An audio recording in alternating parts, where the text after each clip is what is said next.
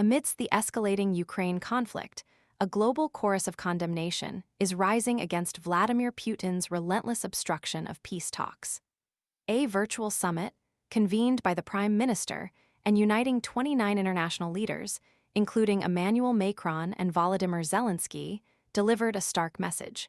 Putin's delaying tactics cannot continue indefinitely.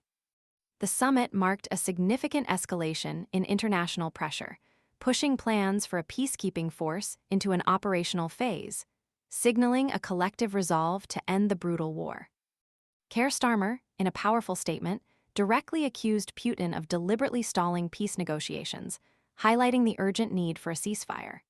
He underscored Ukraine's demonstrable commitment to peace, citing their willingness to embrace U.S. proposed temporary ceasefires as a pathway to lasting negotiations, a commitment solidified during last week's pivotal Saudi Arabia talks. This proactive stance puts the onus squarely on Putin to justify his continued aggression. The summit's resounding message transcended mere diplomatic rhetoric. It represents a tangible shift towards concrete action, promising strengthened sanctions against Russia and a reinforced commitment to a robust peacekeeping force. These new commitments, as Starmer aptly described them, signal a collective determination to hold Putin accountable for his actions and to finally bring an end to the bloodshed. The international community's united front is further amplified by David Lammy's assertive commentary in The Observer. Lammy pointedly challenges Putin's intransigence, highlighting the undeniable contrast between Ukraine's proactive peace efforts and Russia's persistent obstructionism. He underscored the initiative spearheaded by President Trump, signaling a convergence of global leaders towards a unified solution.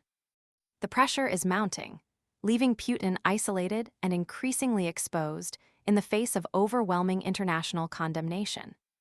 The summit's success lies not just in its unified condemnation, but in its tangible steps towards peace. The operationalization of the peacekeeping force, coupled with intensified sanctions, demonstrates a decisive shift from mere words to concrete action. This concerted effort, driven by the collective will of 29 nations, sends an unmistakable message. The world is united in its demand for an immediate ceasefire and a just resolution to the conflict. The clock is ticking for Putin. His continued defiance only serves to further isolate him and solidify the international community's unwavering resolve to bring peace to Ukraine. The path to peace is clear. The choice now rests solely with Putin. Will he finally heed the global call for peace, or will he continue his dangerous game of brinkmanship? The world watches with bated breath. The future of Ukraine, and indeed global stability, hangs in the balance. The implications of his decision will reverberate across the international landscape for generations to come. The weight of responsibility rests solely on his shoulders. The consequences of inaction are too dire to contemplate.